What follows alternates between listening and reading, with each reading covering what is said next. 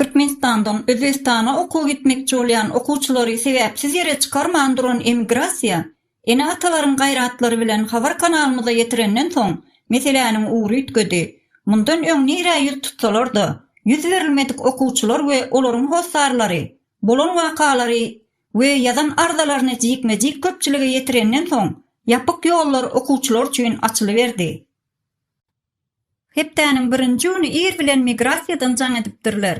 Gelen jaňda çağlaryňyzy Özbekistana okuw iýerip bilersiňiz diýilen sözler aýdylypdyr. Mundan öňki ortak goýulan akyldaş şertlerden namyşan hem galmandyr. Bilelikde çağlarynyň geljegi üçin göreşen hostarlar bolsa, bir-birine jaň edişip, adalatsyzlygyň garşysynda ýeňiş galanandygyny habar beripdirler. Hepdäniň birinji güni Lewapda ýaşaýan okuwçylar Farap gümrük kapysyndan geçipdirler. Ondan soňky günler bolsa, Daşoğuz we beýleki vilayatlaryň okuwçylary serheti geçmäge dowam edipdir. Okuwçylar serheti geçýärkä, haýyş sizden suraty düşürmäň diýip ýüzlenen emigrasiýa işgärini diňlän hem bolmandyr. We bize okuwçylar şu suratlary ýatlama hökmünde bize uğratdylar.